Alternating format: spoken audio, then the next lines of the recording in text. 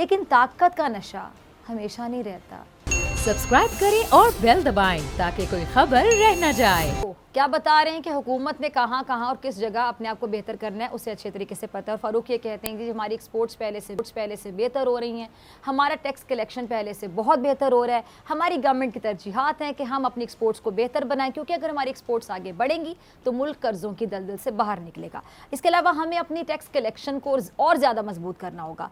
अच्छा फारूक, मईशत के फौरी बेहतर ना होने की एक बड़ी वजह ये बता रहे हैं कि जी गवर्नमेंट यानी हुकूमत 3000 अरब रुपए कर्जे की मद में अदा करती है और इसके अलावा 3300 अरब सूबों के पास चला जाता है। अब फारूक की बातों से लगता तो ये कि हुकूमत मुश्किलों से निकलने की सर तोड़ कोशिश कर रही है। ज़ाहिर बात है अगर ये मुश्किलों से नहीं निकलेंगे, आवाम परेशान होंगे, इकॉनमी को लेके, मईशत को लेके, महंगाई को लेके, तो डेफिनेटली इनका वोट बैंक मुतासर होगा। इलेक्शन भी जब आएंगे तो ज़ाहिर बात है इनका वोट बैंक मुतासर होगा ही होगा। तो जितना महंगाई या जो मईशत की सूरत हाल है, जितना ही आवाम के लिए परेशान कुन बनी हुई है, सिटिंग गवर्नमेंट के लिए बहुत बड़ा चैलेंज बनी हुई है, क्योंकि इसी की बुनियाद पे आपको अगले इलेक्शन में जीतना है या फिर हार का भी मुंह देखना पड़ सकता है। अच्छा एहसन इकबाल साहब कुछ कह रहे हैं, जरा उनको भी सुन लेते हैं वो क्या कह रहे हैं। जी वो तहरीक इंसाफ को मुंह छुपाने की जगह नहीं मिलेगी इलेक्शन में, जरा चलाइएगा क्या कहते हैं।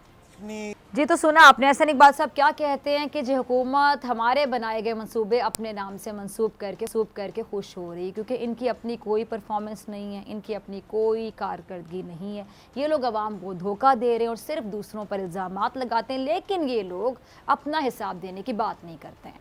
अब एहसन इकबाल साहब ये तहरीक इंसाफ पे क्या कर रहे थे, ताबड़तोड़ हमले, इसी को कहते हैं ना ताबड़तोड़ हमले करना।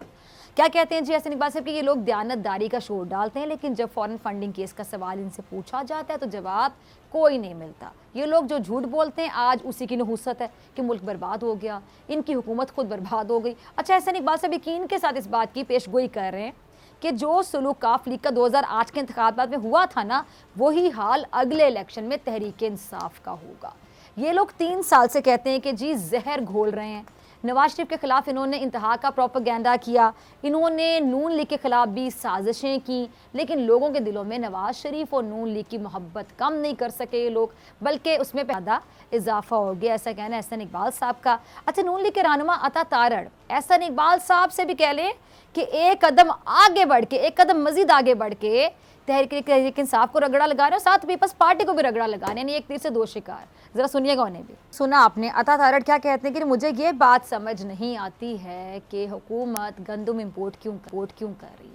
हुकूमत ये रोना रोती है कि महंगाई पूरी दुनिया में हुई है, जबकि हमारे जो इंडिकेटर्स हैं वो मनफी हैं। यानी अता तारड़ कहना चाहते हैं कि हुकूमत सारी दुनिया में महंगाई है का नारा लगाकर अपनी नाकामियों पर पर्दा डालने की कोशिश कर रही है। अच्छा अता तारड़ ने हुकूमत के साथ साथ पीपल्स पार्टी पर भी तंज किया और कहा कि पीपल्स पार्टी ने हमसे खुद राहें जुदा की, इसमें पहल नून लीग ने नहीं की, पहल उनकी तरफ से हुई और पीपल्स पार्टी ने हमारे खिलाफ महाजराई शुरू कर दी, क्योंकि उन्हें ऐसी ही पॉलिटिक्स रास आती है। क्योंकि अब पीपल्स पार्टी को नज़र आ रहा है कि आने वाले वक्तों में तहरीक इंसाफ का कोई मुस्तकबिल है नहीं, और पीपल्स पार्टी ये समझते हैं कि अगर उन्होंने पॉलिटिक्स करनी है तो उसके लिए ज़रूरी है कि वो एंटी PMLN पॉलिटिक्स करें, क्योंकि आने वाले वक्तों में पीपल्स पार्टी और नून लीग का ही आपस में मुकाबला होना है। अब एक तरफ नून लीग पीपल्स पार्टी और हुकूमत को निशाना बना रही है और दूसरी जानिब हुकूमत भी नून लीग और पीपल्स जवाबी वार कर रही है।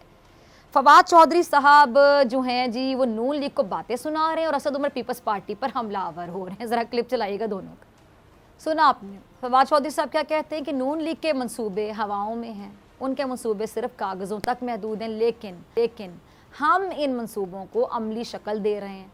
नून लीग और पीपल्स पार्टी कितने पानी में है कराची के अवाम वो कहते हैं बेहतर जानते हैं। और असद उमर साहब पीपल्स पार्टी को सिंध के बहरानों का जिम्मेदार ठहराते हैं, कहते हैं कि सिंध के जो बहरान है उसकी जिम्मेदारी सिंध हुकूमत पर है, और कहते हैं कि सिंध हुकूमत जो कर रही है ना अब ऐसे नहीं चलेगा।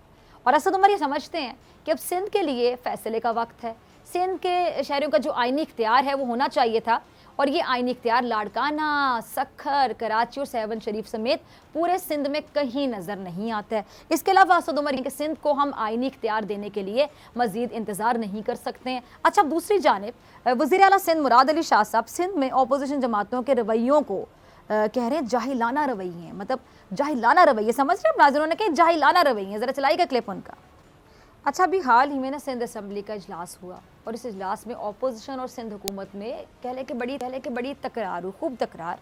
उस पर वज़ीर आला सिंध मुराद अली शाह साहब ने ऑपोजिशन को जाहिल कह दिया कि जाहिल। अब तहरीक इंसाफ के अरकान ने भी ज़ाहिर बात है खूब हंगामा राई की। मुराद अली शाह ने अपोजिशन पर इल्ज़ाम लगाया कि वो लिसानियत को हवा दे रही है। अब मुराद अली शाह साहब कहते हैं कि वो अपोजिशन को जाहिल कहने वाले बयान पर कायम है, क्योंकि अब अपोजिशन बैठकर गालियां देती है और ये जहालत की निशानी है। और ये जाहिल अपोजिशन अपनी तजावीज़ तो नहीं देती, सिर्फ तनकीद करती है।